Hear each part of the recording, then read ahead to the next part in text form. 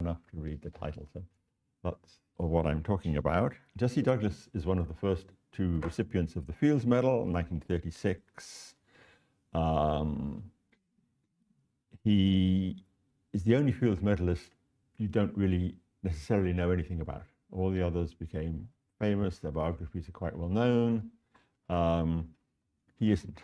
The medal was awarded for his work on minimal surfaces, the first person to solve the plateau problem for disks spanning an arbitrary contour, I'll come back and explain that, and to generalize the problem to more complicated surfaces with more complicated boundaries. His work provoked a long-running and painful battle with Thibaut Radeau, which I will discuss, and Richard Courant, and partly as a result, it's simply not easy to find out what Douglas actually did. And all of this I could never have begun without working with Mario Mikhailov at Warwick. It's joint work. Okay, this is about the only picture of Jesse Douglas. Those are his dates, 1897, 1965. His parents were immigrants to New York. He grew up in New York, educated in the public schools, graduated very well from City College. City College then was, how should I put this? It's always been a socially minded place. City College at that stage is coping largely for Jewish students. Now I think it's fair to say it's much more for black students, African American students. And he graduates at the age of 18 with his prize. He goes on to Columbia University, where he becomes a fellow and does his PhD under Edward Kasner, whose name you may know from those big books by Kasner and Newman, and falls in love with differential geometry. He stays as an instructor at Columbia to 1926, and then he becomes a National Research Fellow, travels widely in Europe for 4 years, on and off, supported essentially by the Rockefeller Foundation through the International Education Board, the IEB. The tour is not an unmitigated success. He goes twice to Göttingen, and the first time he has a very hostile reception when he talked there in April. And we think it's because his ideas weren't completely worked through, and some of the details about some of the awkward cases that would have to be resolved are not clear. He talks twice in the Hadamar seminar, and that does go very well. And the remark about Courant, why would he not be a bit nervous when talking to Courant, relates to the fact that Douglas has Norbert Wiener as a supporter. And Norbert Wiener had been on a European tour and had gone to Göttingen and given a paper, and was then exceedingly angry to discover that something like it was published promptly by Courant, and escalated the complaint all the way up to the American consulate before he was told to calm down and just accept this kind of thing. So if Wiener had any advice to give to Douglas, it would be to be, wary of Courant. Okay. Hadamar, on the other hand, thought it went very well, and when Douglas was looking for jobs on his return, he wrote this. Perhaps I'll read it out loud. His expose on Plateau's problems are among the best I've had. The solution he had found is of remarkable elegance and simplicity, almost unexpected for this difficult problem, one of the most beautiful in mathematical physics. Moreover, he presents it with a perfect clearness, a clever thing at my seminary, where details must be left aside and only the general development of ideas brought in full light. Mr. Douglas has perfectly succeeded in that difficult achievement, and every auditor has carried from his lecture a perfectly clear understanding of the question. He would be a first-rate recruit for any mathematical staff. High standards and high praise from Hadamar.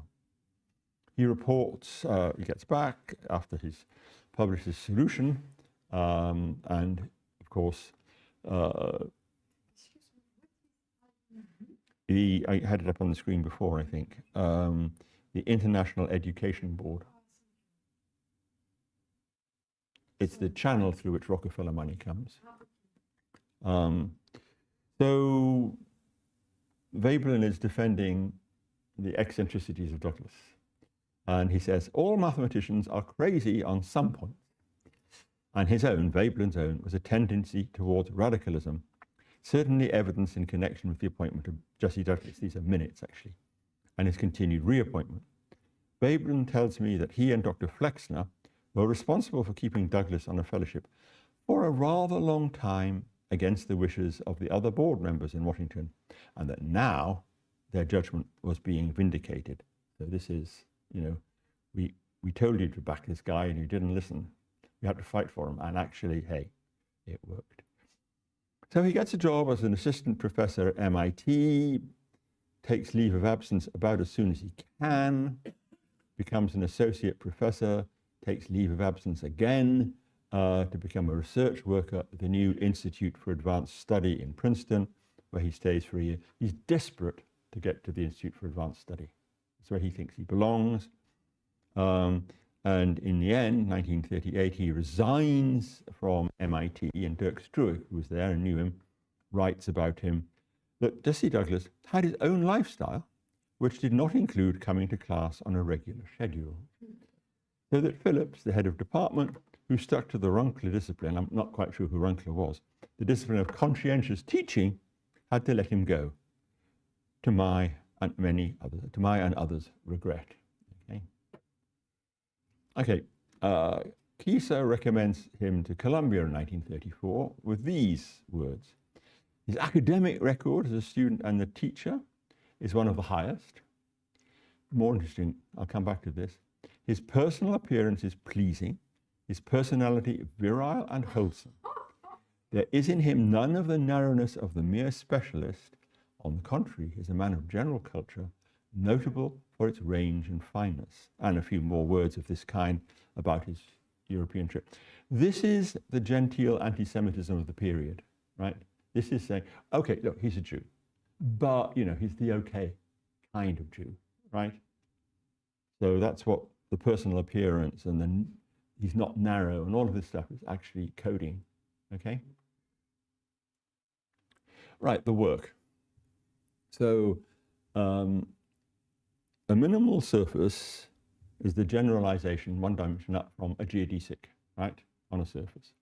A minimal surface, at least at the start of this story, is you draw a closed, non-intersecting curve in space, your favorite. I've tried to draw a harmless looking wiggle curve there, right?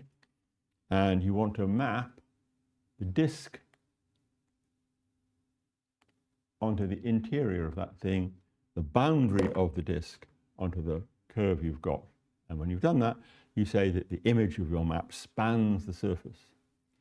And then you say, okay, there's lots of ways I can do this. I want the surface or surfaces of least area, right? That's the question, right? If it has least area, it's a minimal surface, and we require that as you go once around the boundary of the disk, you go once around the boundary of your curve in space. You don't flip around backwards and forwards. Now, we don't know much about how Douglas came to this. On the advice of Jesper way back, I looked at the abstracts of talks in the bulletin of the AMS, and they were very helpful. Okay, so Riemann particularly, and then Weierstrass, had realized that if you have a least area surface, that map from the disk to the surface has some special properties. It's conformal and it's harmonic. And in 1860, this said to them complex function theory. This is the breakthrough that allows you to write down huge numbers of minimal surfaces when very few were known before, because you can parameterize them. This is the Weierstrass-Enneper equation, okay? Riemann has his own version of that. So you more or less take your favorite complex function, plug it into the Weierstrass-Enneper formulae, I'm jumping over a technical detail, and lo, you have a new minimal surface, okay? So in 1926, back at the start of this work on minimal surfaces, Douglas decides that he will look for conformal harmonic parameterizations of the spanning surface and forget about the problem of least area. He's just going to go for conformal harmonic. Least area implies conformal harmonic. It's not the other way around. but he goes for conformal harmonic. And this will be a problem when people say to him, what about least area? Okay? They're close. It's obviously spanning surface. Okay, you have your favorite surface, favorite curve in space. And now I map the disk onto, the disk is bounded by a circle. I map the circle onto the boundary of your curve in a one-to-one way. Okay, so I now know how I map the boundary of the disk onto the boundary of this thing. And I now hope to extend that map in any way at all into something that is a surface bounded by, in space, bounded by that curve you drew. That's a spanning surface.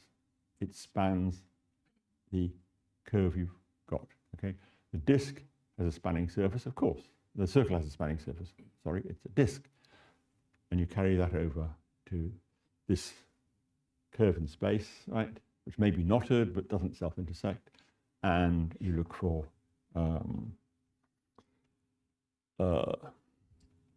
the surface of least area, or in this case, once you've got started, it's easy to find for any map in of the boundary a harmonic extension inside. That's the Poisson integral. That's what it does. The question is it conformal? And that is what Douglas then addresses. Can you find one which remains harmonic and is also conformal? Okay, so that's the Poisson integral formula. It will always give you a harmonic thing. Okay, so now he has to look for a parameterization of the boundary, right, which will extend not just to a harmonic function, but a harmonic conformal map of the disk. Make it a spanning surface which is harmonic and conformal. And he chose to formulate this problem as a problem in integral equations, because integral equations were the thing at the time, in a way.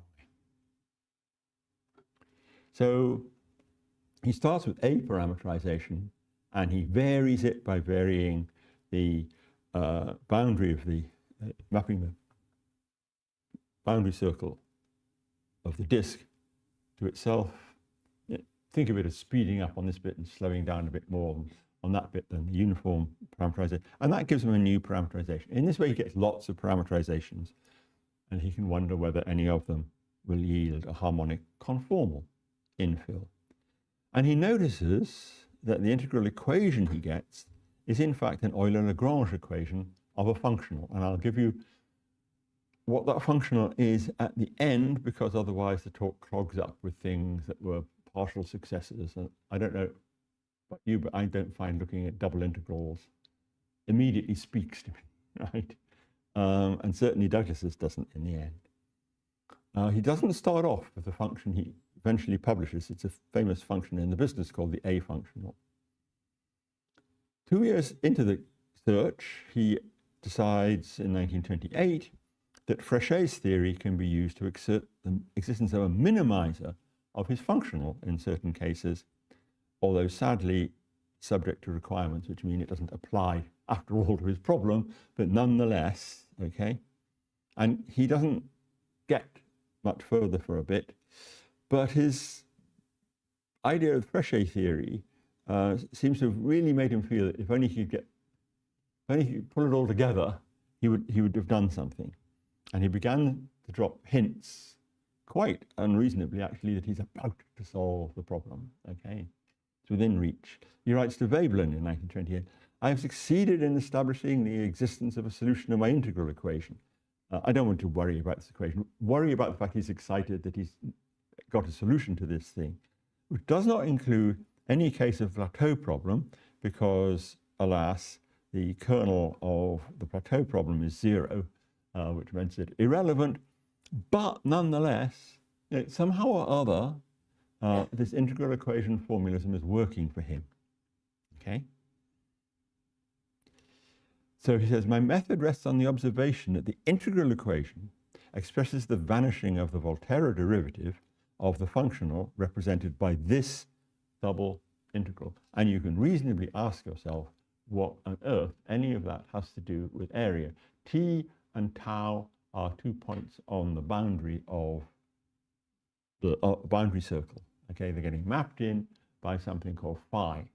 Okay, this does not suggest to anyone ever, I think, that this area, right? I mean, it certainly doesn't suggest it should work.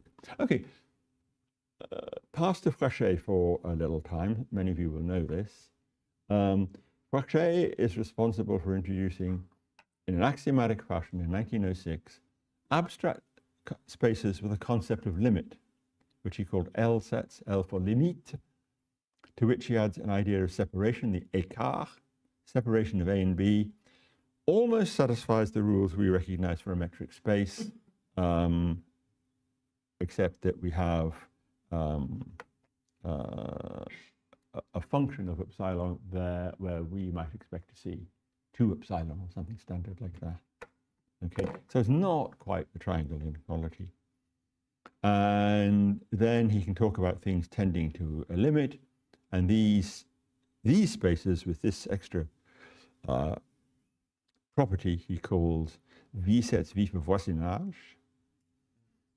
That was AC, right? Sorry? AB. This is the triangle inequality line. Oh, so that'll be A and C. Damnation. So it should be A and C. Yeah, sorry, it should be A and C though. You're perfectly right. The next incarnation of this talk will have that typo removed. Okay, thank you. Oops, number of hours I spent preparing this yesterday and missed that one. Thank you. There it is. That's better, isn't it? We are getting closer. And he gives examples. And the examples are extraordinary. The spaces of functions have these properties. Spaces of curves and surfaces have this property. Spaces of parameterizations of a given curve have this property. Right? All of this is available to this language of Frachet. The term metric space, of course, comes from Hausdorff in 1914.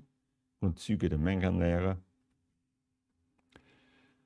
Things have to be compact to work. This is the well-known fact. If you want limits to work and your space is compact, that's fine. If your space is not compact, you're going to have to wonder whether, in some sense, you can still extend out to the limit. Okay. Okay, a set is closed if every limit point of the set belongs to the set. That's fine. Frachet said something was compact, and we would say pre-compact. Closure is compact. If it has this property, the intersection of every nested sequence of closed sets contains at least one point. Okay. Then you prove that a continuous function on a compact L space is bounded and attains its bounds, and a lower semi-continuous function on a compact space attains its lower bound. This is really good news, okay? Because you might wind up with a functional and you want to take limits and you don't want things to go wrong in the limit. Okay, here's the version of the functional that Douglas published. Doesn't say area to me at all. Never said area to anyone. Really, I mean, why and how does that come about? It's a relative of the previous one that has come about by the simple trick of integrating by parts, okay? And the integrand is different, but the Euler-Lagrange equations remain the same. What is what? That's the standard vector space norm G, but G is a map into Rn. I presume it's just the ordinary sum of the square root of the sum of the squares. Okay? An ordinary vector space norm in Rn. Okay? The great thing about this, by comparison with anything you had before, is that a function phi, which was involved, let me scroll back and show you, there's a function phi there. It's gone. Phi had to be differentiable for that first integral to make sense. It's gone.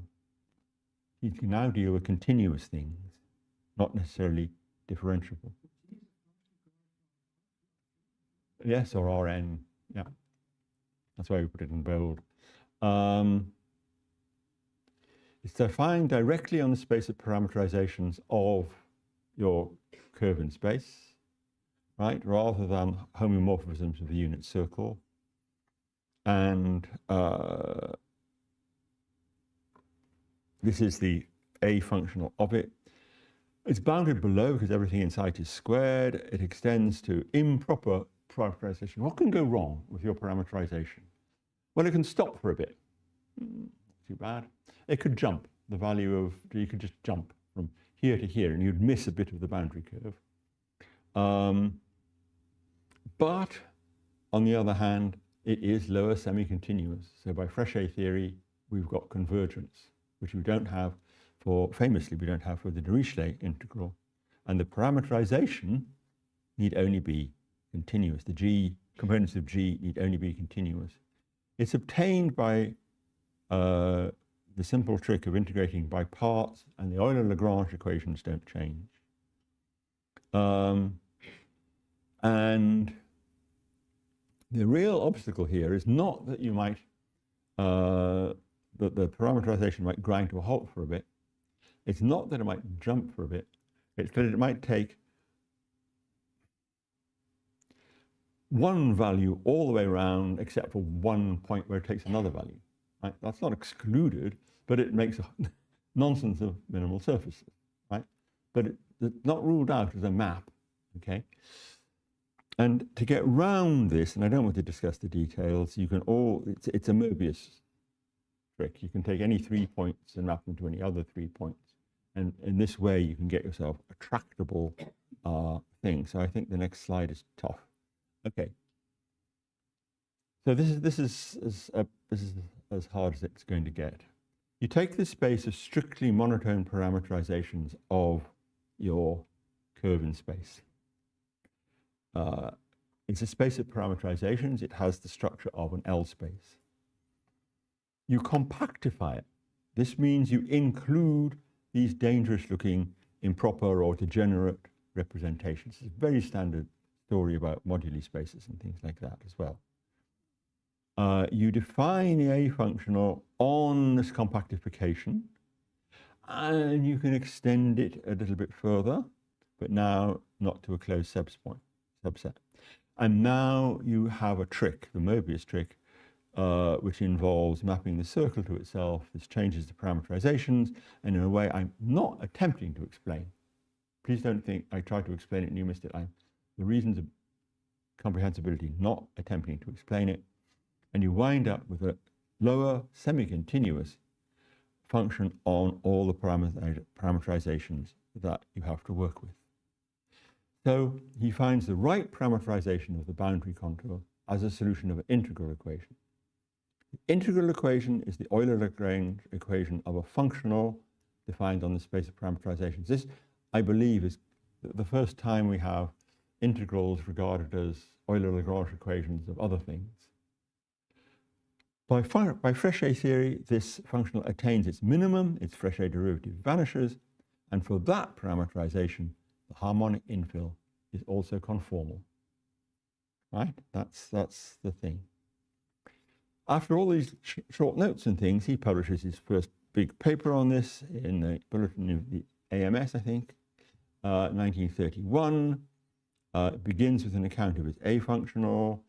He shows directly that it has this wonderful property that the harmonic extension of a minimizer is conformal with no reference to the integral equation. Instead, he does it by Fourier expansions and checking on the behavior of the Fourier coefficients. And in this way, he shows that there is a conformal harmonic spanning surface topologically equivalent to the disk for any Jordan contour, so any closed curve in space that doesn't intersect itself. He also noticed that this argument applies to any n, not just R3, but actually also to n equals 2.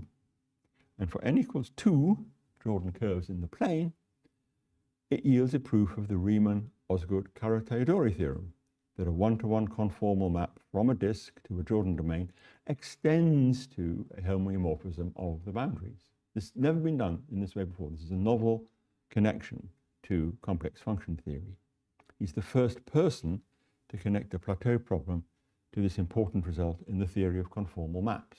Right? This is an unexpected thing. No one had ever thought there was a plateau problem, minimal surface problem for R2. Right? He also deals with contours where all the spanning surfaces have infinite area. Why not? These are very, he produces examples of these. Think of them as having lots and lots and lots and lots of boundary crinkled up, right? And then what does it mean to say you've solved the plateau problem if all the surfaces spanning this thing have infinite area? Well, what it means is that any closed curve you draw away from the boundary is a minimal surface, right? All the infinity is out at the boundary. Any subsurface of your surface is a minimal surface, okay? That's what it means. And then you can kind of imagine pushing out to the limit and regarding the infinite ones as the limit of conformal harmonic maps of finite area ones. So I said this bit, this is the first time anybody looked at surfaces of infinite area corresponding to a very strange boundaries. He also looks at the case of non-orientable surfaces. Can you have a non-orientable surface which is a minimal surface? Answer, yes, right? And surfaces with two contours, not just one boundary, but two. Now, a surface with two contours is topologically an annulus. It has a conformal structure, which belongs to one parameter family of conformal structures, right? And this affects the harmonic functions that will enter into the parameterization, and Douglas can show how to determine a relevant modulus that has to be determined because that has to be got right if the surface has the right modulus. It makes no use at all of Weierstrass-Enneper. Everything anybody had cared about from the 1860s is not here. The only thing he can't do is claim least area, right? It doesn't follow that harmonic conformal has least area. Least area does imply harmonic conformal. So he hasn't quite done the classical plateau problem. It would 50 pages. A lot of it's the Fourier stuff, right?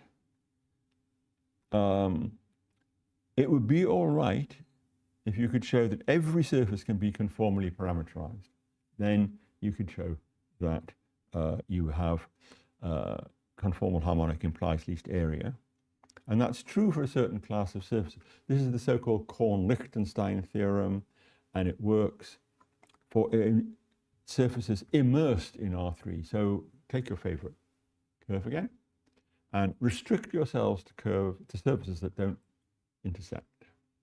But it's simply not known at the time if area minimizing surfaces spanning your favorite contour are not self-intersecting, right?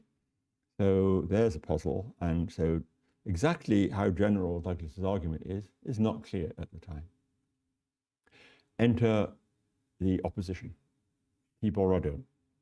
Okay, interesting man. Studied civil engineering in Budapest, joined the Hungarian army, spent 6 months working behind Russian lines in the First World War, captured in 1916. After the revolution, prisoners are deported to Siberia, journey of 4,000 miles. He's put to work in the railway yards, where he escapes with a group of prisoners who, as one does, hijacked a train, right? The natural thing you do. And finishes his journey back to Hungary on an American-financed boat that was assisting repatriation of prisoners of war. So, quite something. Winds up at the University of Szeged, where he studies with Alfred Haar and Frigyes Ruiz, and completes his PhD. He then teaches for some years there and gets a Rockefeller Foundation, enabling him to spend a year in Munich with Konstantin Caradori and in Leipzig with Paul Kerber and Leon Lichtenstein. Okay? So the Caradori connection is quite important. And in 1929, he visits the United States, lecturing at Harvard. Very, very likely recommended by Caradori, who had had a very successful visit to Harvard the year before. And in 1930, he stays in America, becomes a full professor at Ohio State, and retires in 1965. Okay, So he has the same definition of a minimal surface, conformal, harmonic, etc. You try and get conformality by using papers, some of which go back to Schwarz, and some to the much more recent, longer papers by Paul Kerber. And Kerber proves that if you have a polyhedral surface, so think about your boundary curve as perhaps now made up of little segments, and span it with, shall we say, triangles joined together, right? Sort of a polyhedral umbrella-like thing. Then Kerber proves that this thing can be conformally parameterized away, of course, from the vertices, right? I mean, your triangles are meeting at a point. There's no hope that round that point the angles would add 360. Just look at your favorite regular solid and you see they don't. But away from that, everything is conformal. So Radeau starts off with these polygonal contours, and he says, okay, look, there's a minimum area, right? Because everything's going to have finite area, I've got a minimum. So I'll choose a polyhedral spanning surface for my given contour, which is in 9 segments, which is very near the minimum, right? Within epsilon of it. And then he uses Kerber's theorem to get a conformal surface.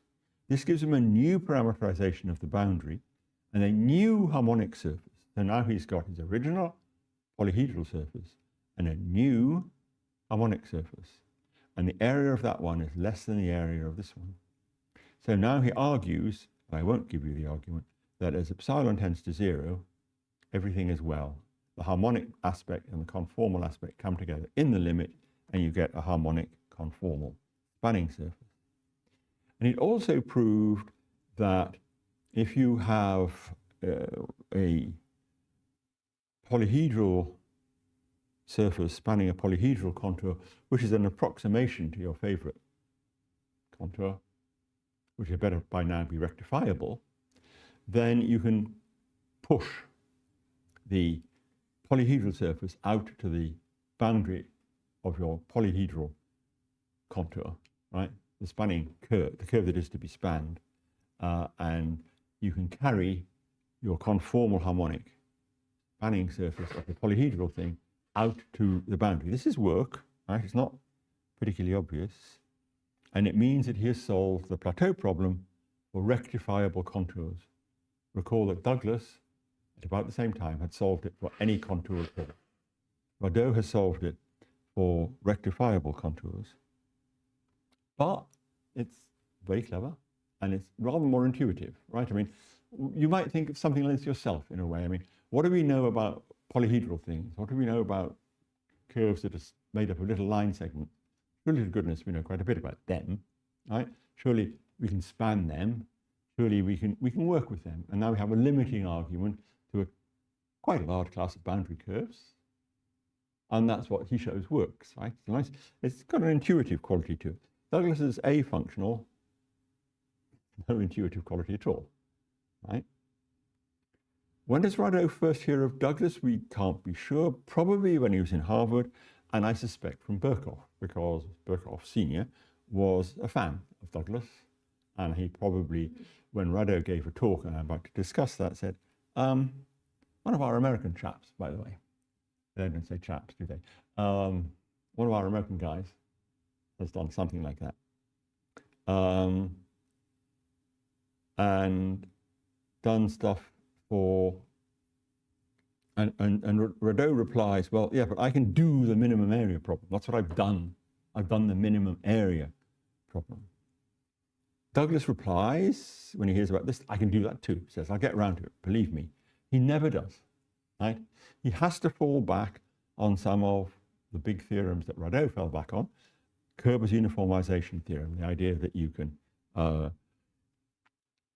conformally parameterize a polyhedral surface in order to get the least area property. That's what I should have made a bit clearer. Radeau had relied on, and Douglas finds himself having to do so too. So Radeau replies, and Radeau says, look, my proofs are simpler, and you got to use Kerber's theorem to establish the least area property. So I did, you know, What are you claiming priority for of the classic problem, the plateau problems about area? And he even goes on to claim that the existence of a minimizer for the A function, it's easy, even without assuming his solution of the plateau problem. And I don't think Mario, more to the point, Mario, because he's an analyst, doesn't think that's true. So Radeau then reintroduces the Dirichlet integral as a way of doing things. I don't want to go particularly into the details. This is what Courant picks up.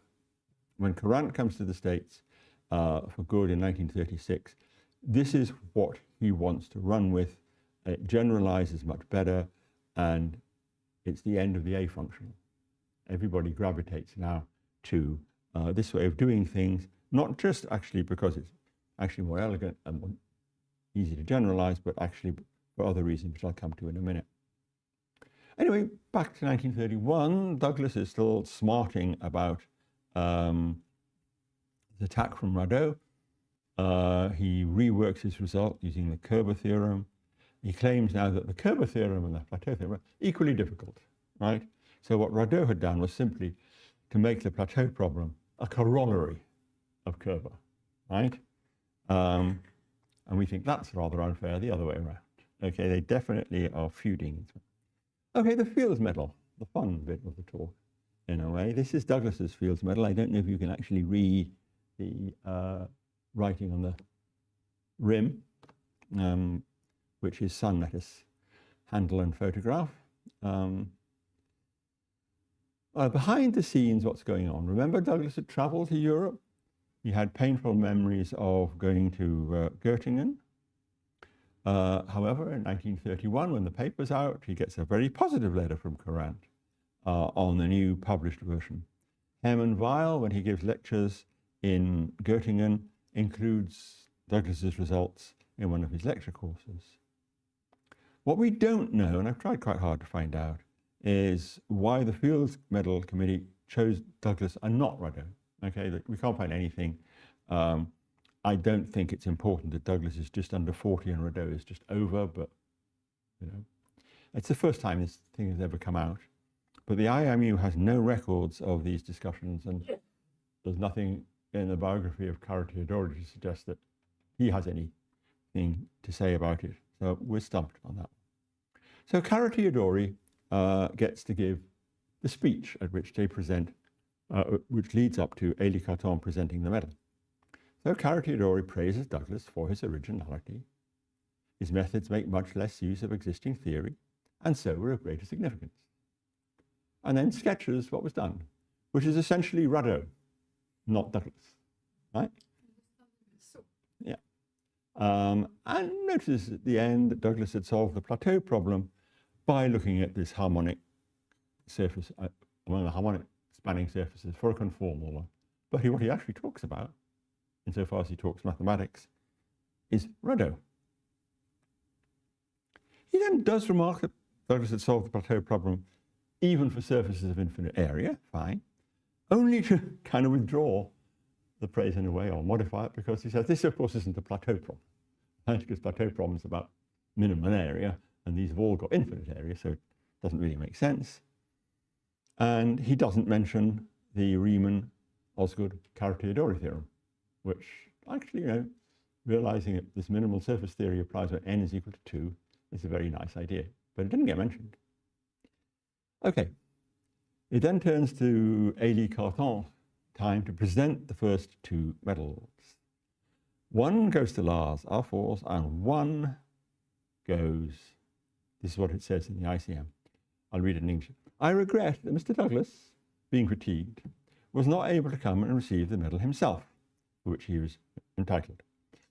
The two medals for Lars Alfors were given to Lars Alfors and to Wiener, who replaced Douglas. Like, what? You get the Fields Medal and you don't turn up? But that's what happened, right? The medal did not go to Douglas in person.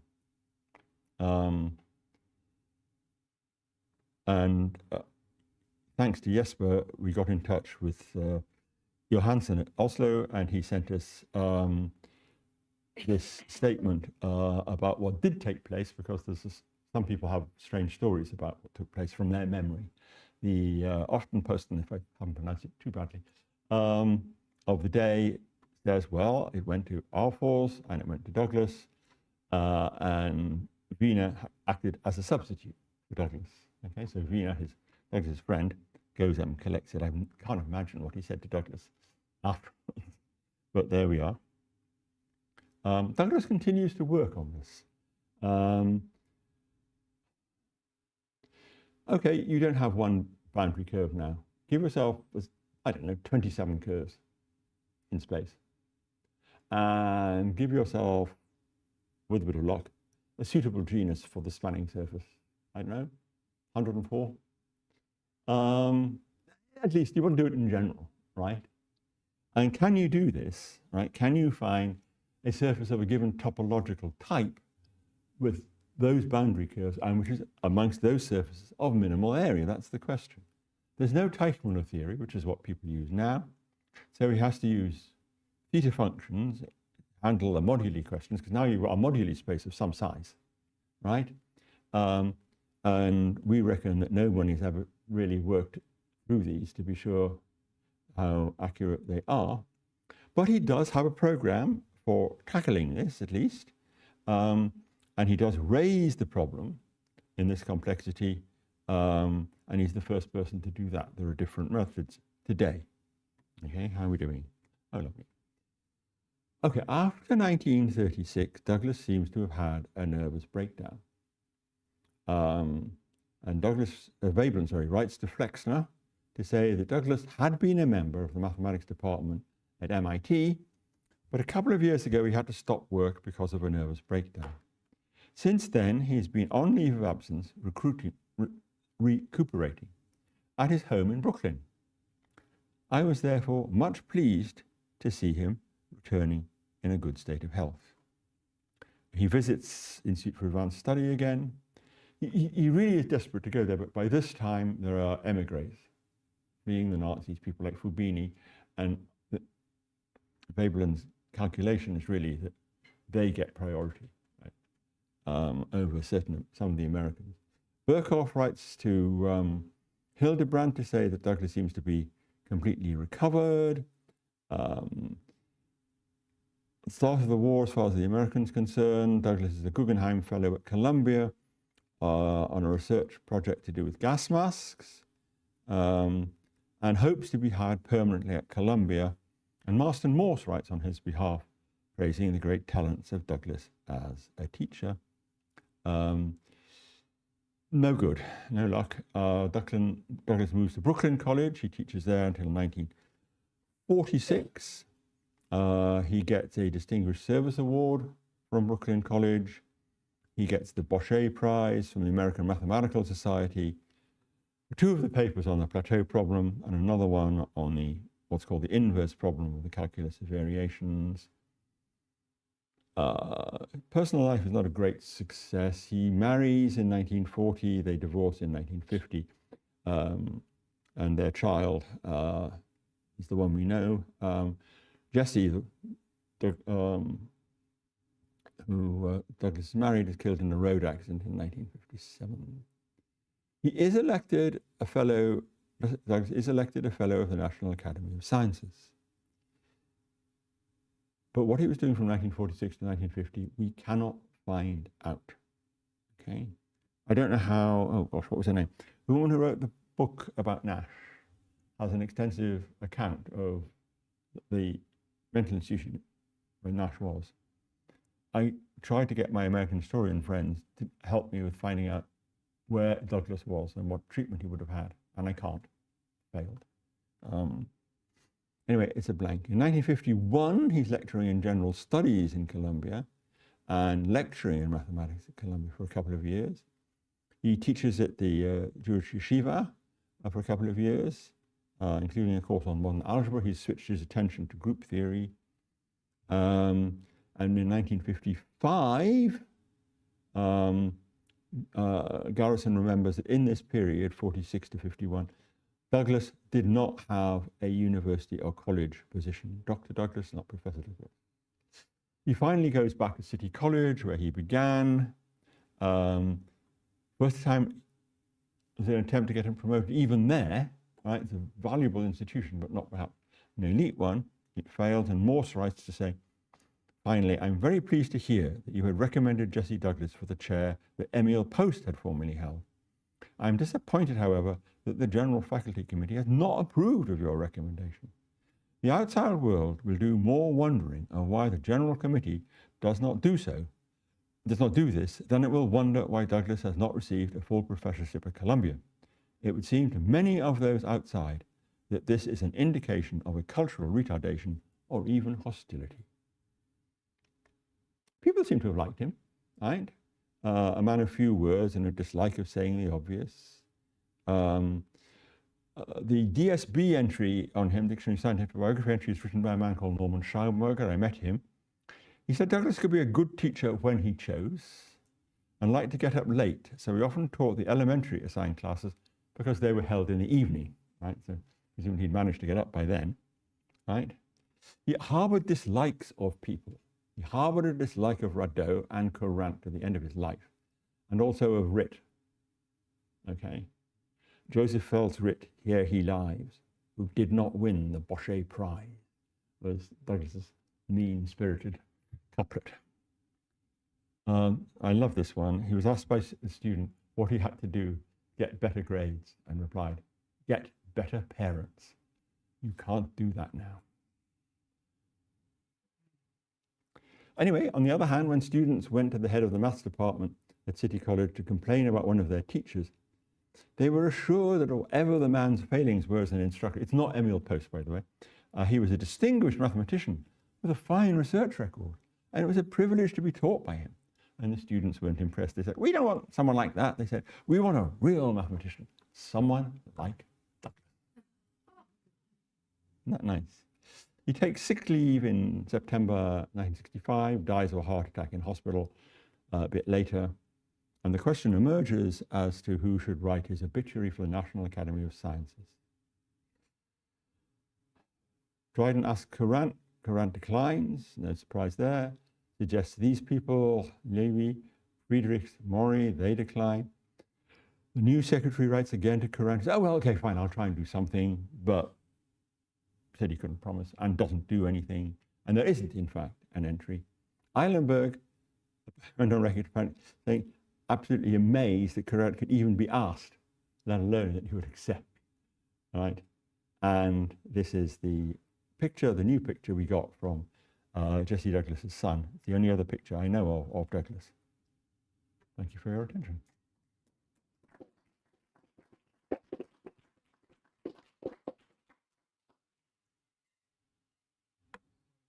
Thank you very much, Jeremy, for this wonderful lecture. Are there any questions or comments?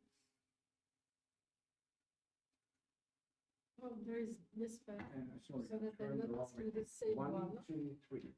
Yeah. One, Panama, yes. You said it was very positive. Although it struck me that he says that he's very good at presenting the problem. He doesn't say very much about presenting the solution. I thought he did. Shall I just scroll back and see? Because it seems to me that he prized the clarity, clearness, elegance.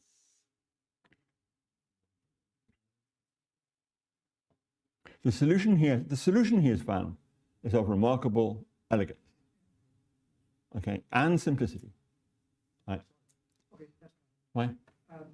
then this 40-year boundary for the Fields man who mentioned it. Yeah. Actually, there was no such I don't think there was. No. strong boundary. It was introduced by Hardcore when he wanted Noah Schwartz to get the medal and not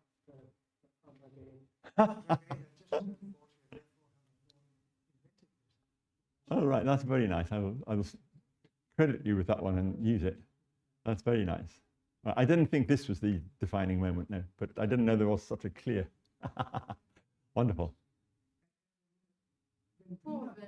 When Wiener received the medal, Yes.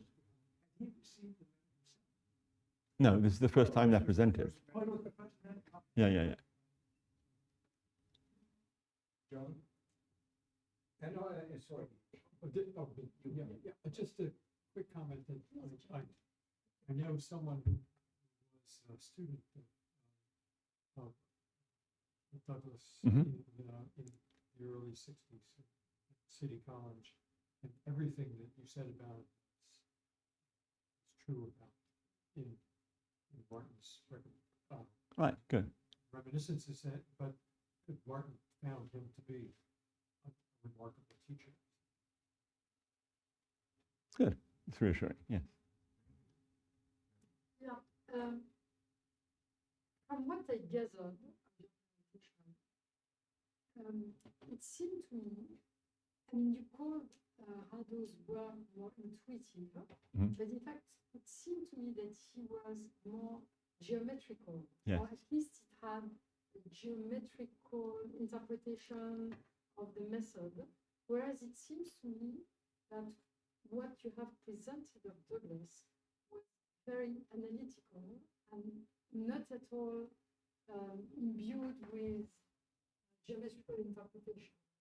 So would you agree with this? Yes, absolutely. It's a point I would have made in a long talk, but I figured it was too long already.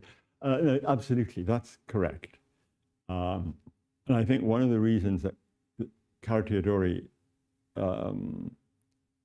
gives the presentation he does is that Radeau's work is absolutely in line with all those differential geometers who've tackled the problem, right? For example, okay? There's the analysts, right? And they have their take on it. And there's the geometers, differential geometers. And if you look at Radeau's work, you do see the usual element of area appearing, right? E.g. minus f squared.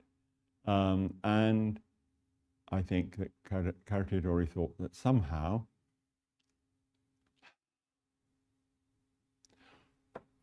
not that it's the only way to do it, but it was the way he would have liked to have seen it done. And so because Radeau does it, he goes, yeah, look, that's really, really good, right? And it's kind of what we've been thinking it would have to be all along. So the differential geometry approach, right,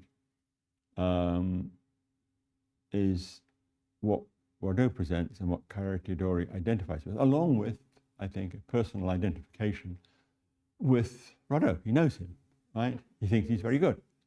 And then here comes this American you've never heard of, right, with a strange approach. It's very, it's certainly very original. You know,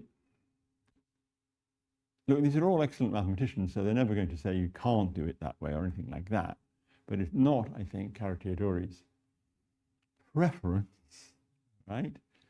He's a function theorist of sorts in a way, but not like this, right? And yeah, absolutely, this is an unusual analytical take on the problem, right? And that's the difference, right? Which still, of course, doesn't explain why he says, okay, well, the prize has gone to this person, but I'm going to tell you what that person did. Not exactly in those words, but, you know, explaining the wrong method somehow seems a little generous to Radeau. What they get out of your presentation is this use of topological arguments by Douglas coming from Fréchet. Yes, I think that's right. But I think, you know, the Fréchet stuff had been out there for some time.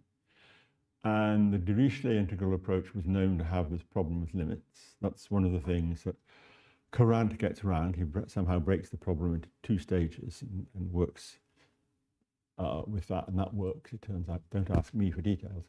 So yes, that's a distinctly original thing that, except look, the obvious thing to do with a plateau problem is to think, you know, the Dirichlet integral is going to be in here. And then we have this problem with the Dirichlet integral, well-known problem from way back. So maybe there's, you know, another kind of integral or another formulation of the problem which allows us to take limits. I don't think that would be an unheard of thing. Integral equations are, after Evans, are all over American mathematics. So I think it's really quite likely that Douglas would at least think of an integral equation approach to the problem, right? And then he's going to ask himself, well, I have to discover a kind of integral which is well behaved when it comes to taking limits, or there's no luck. And so that's where this Fréchet theory comes in. But I think it's original to him all the same. Yeah. Yes, we have a lot of questions about the math. Can keep that, and just about the question of Karim.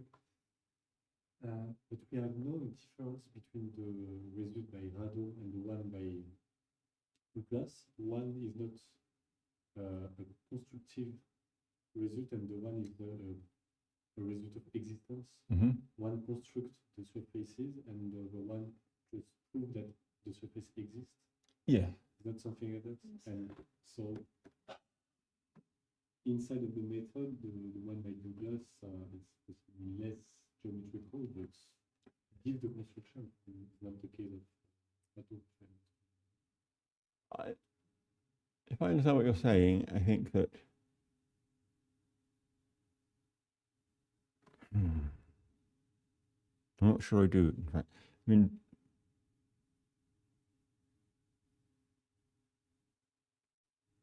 I wouldn't want to use Douglas's method to write down the equation of a minimal surface, right? I mean, on the other hand, it's really striking that it works in this enormous generality, right? Essentially really any continuous boundary curve. And it should work. I mean, the other really ingenious thing is that if you have surfaces of higher topological type, like an annulus, and you have moduli questions, he has ideas about how to deal with that. So I don't think I'm answering your question, I'm afraid, but we can talk about it afterwards. Rado's method, I mean, the thing Carador gets right is that Douglas's method is more original and more general. That's true. Okay.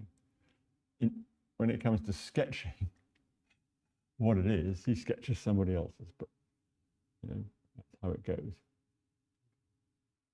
There's one over there as well. Concerning Douglas institutional support, that is interesting. Of variations. Do you have any exchanges with Gilbert Bliss, Chicago? I don't know. I haven't seen the name, as it were, associated with. I haven't seen Bliss as one of his supporters. Bliss sort of somehow belongs to the previous generation. The people that Douglas is cultivating who like him, are Wiener, Birkhoff, the kind of people who are, and Veblen, the kind of people who are already in the National Academy of Sciences and have some say over who, might be admitted to that, or please, the Institute for Advanced Study, right? And I don't see any connection to Bliss. I don't know one.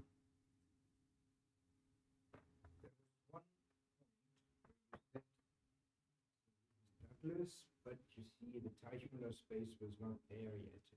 Mm.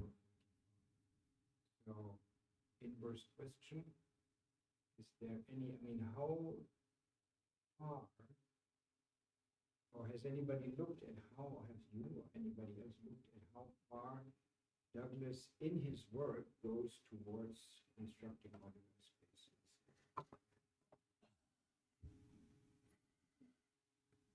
we haven't looked at this for a long time, and I think that when we say that Douglas had to use theta functions, that's his way of trying to determine the values of the moduli necessary for this particular problem. I don't know in detail whether that involves any discussion of the moduli space for this particular problem. Well, somewhat. I mean, he has this Möbius transformations that you didn't go into Right. detail about. I don't know. Yeah, no, I mean, it's a good question. I mean, I think the impression I got from Mario Mikhailov was that nobody really has read Douglas's papers so thoroughly as to be able to answer a question like that, because it's simply not how you would do it. It's just too complicated, right? And nobody has wanted to see how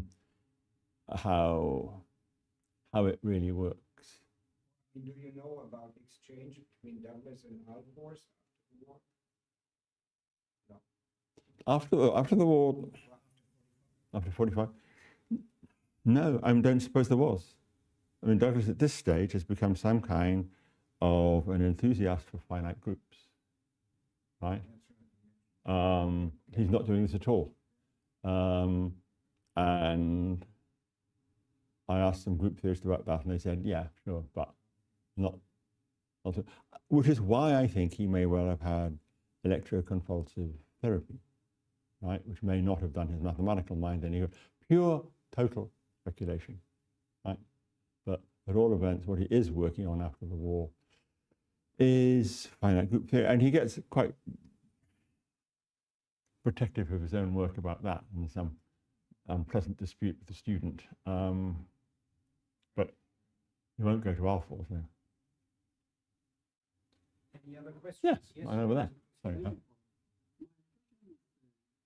How that we, the student or the early career researchers, can apply Douglas approach in problem solving or an innovation. In addition to that, I would also like to know any practical area where Douglas approach can be applied to solve some practical problems.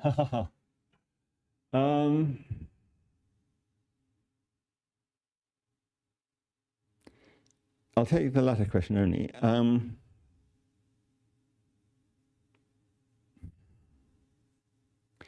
There are a lot of strange-looking buildings in the world, right? And there are certain advantages to building minimal surfaces because they're surfaces of zero mean curvature.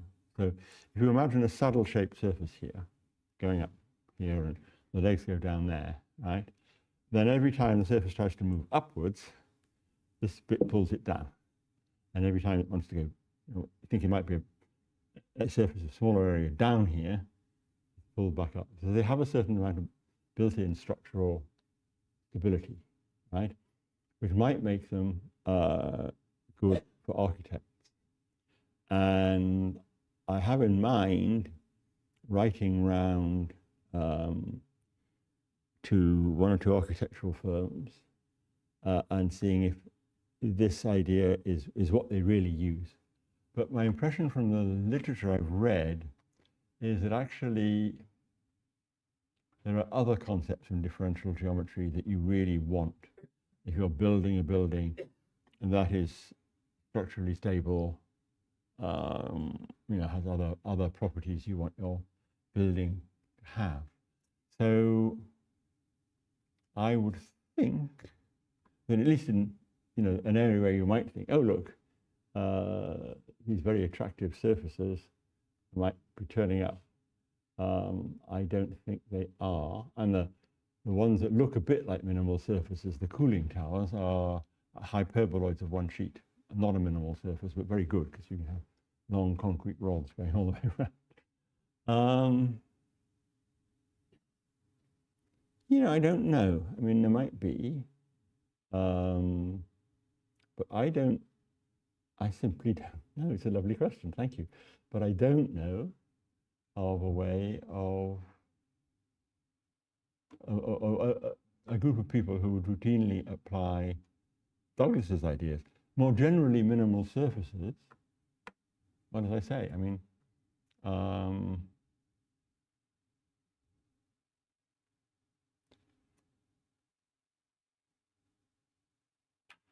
I don't know. I mean,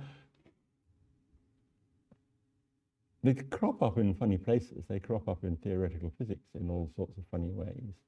But that doesn't not really apply, does it? Advanced theoretical physics. I don't know. I mean, so I think you should email me with your question again, and I will remember it and try and give you a better answer. Please do. But I don't have one, up my sleeve of useful minimal surfaces. Thank you, sir. Right. Yeah. In fact, two questions. Okay.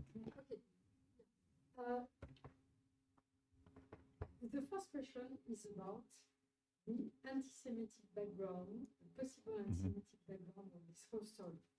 And I cannot resist, because we have a little bit of time, I cannot resist telling the story that Hilary Putnam told us to illustrate Birkhoff's anti-Semitism. And the story goes like this. There was a mathematician, I think his name was Cohen. Do you remember the story?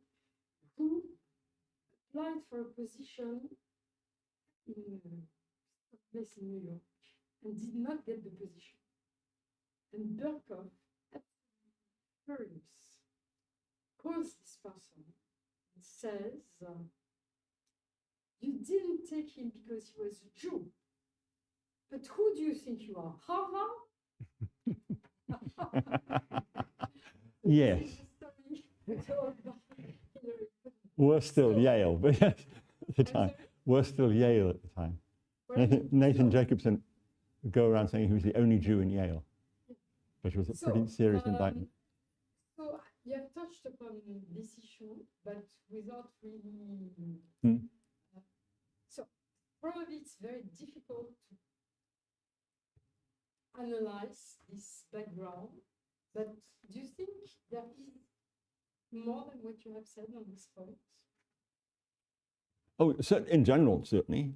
About Douglas, that's very hard to say, because I think he really has supporters.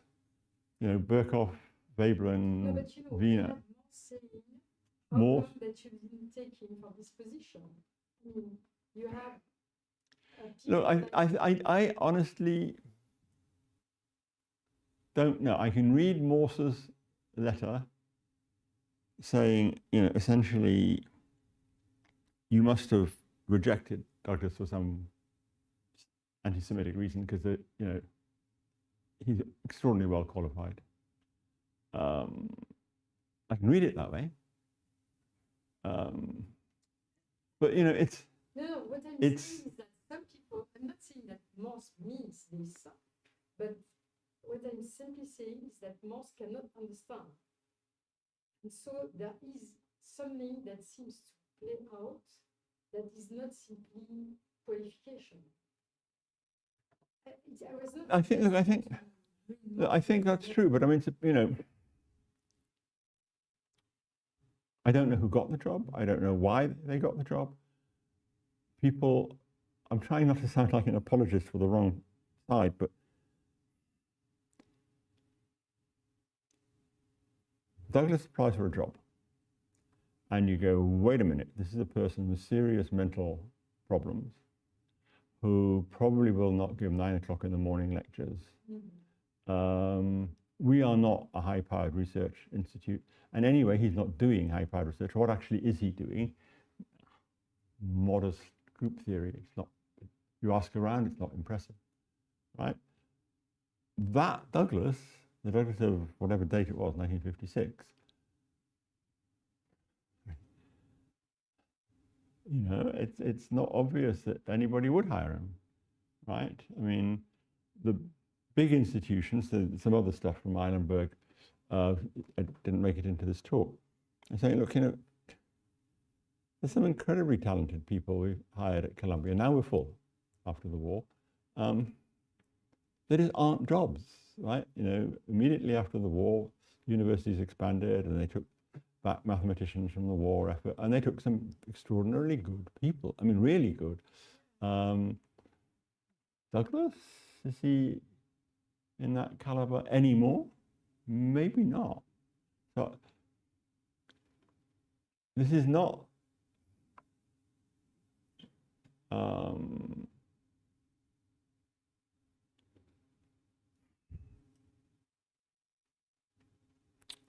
I wanted to borrow a term that Ivan was teaching me over lunch. Hotspots, I think it was, something like that. If you wanted to do anti-Semitism in American mathematics, I think you should have some good granular stories, right? I don't know if the Douglas story is one, actually. And on the other hand, as your story from Putnam does indicate,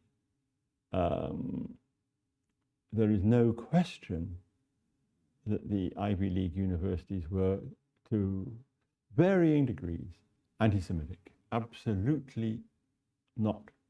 And my impression is that they are a bit like golf clubs, in the sense that once you had a growing movement among the African American communities, golf clubs decided that Jews were okay in America, right? So something happens, right? And Jews are okay. And what that is, I don't know, because unfortunately, in this case, it is not African Americans pushing their way in, right? Because they have been denied even more opportunities, right? So,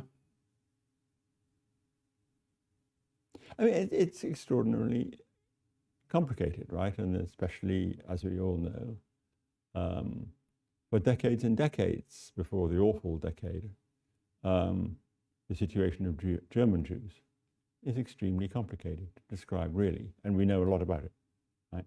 And there are very good people who consult about it. I'm not one. So I can't, I really can't say. I'm confident about that original letter. It's very difficult as well, the complexity of the question, but it's interesting to see how we can understand better. We need, I think,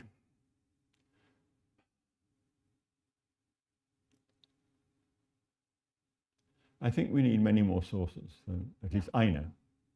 And I don't know where you would have to go. I don't even know if it's been done. I mean, for all I know, right, there are studies in the sociology of science about this, and it's my ignorance.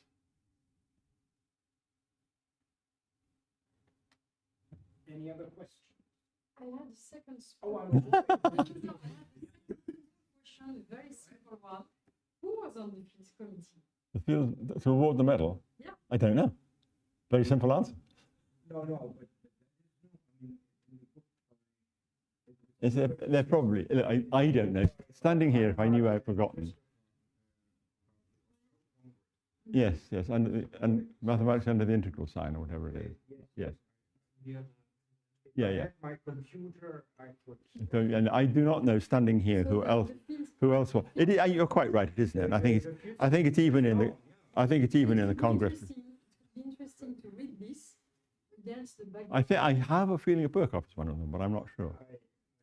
It's in print in several places. It's just not between. It's not between here and here. That's like that much I can tell you with confidence. No, but I think If it ever was. I think it could shed light on why Douglas versus Madu and questions like this. I don't know if that needs illuminating, frankly. I mean, it is a much broader solution, less restrictive. I think if it had gone to Radeau, it would have been very hard to explain why it hadn't gone to Douglas. The other way around, tough. Right? Two very good mathematicians, but one is visibly better, I would say visibly better than the other in terms of generality right? So I think it would be quite strange to award it to Rado in the circumstances. But whether Caratidori wanted to give a consolation prize to Rado, as I rather suspect from the speech, I don't know. Okay, we all go and look for the Yeah, book. or just in the proceedings. I think it's in the proceedings, yeah. But one must always remember that this was the first Fields Medal, and it has had not at all the reputation. And absolutely, it's another point I wanted to make, but not in this talk. Thank you very, very much for this rich and Well, thank you for your question.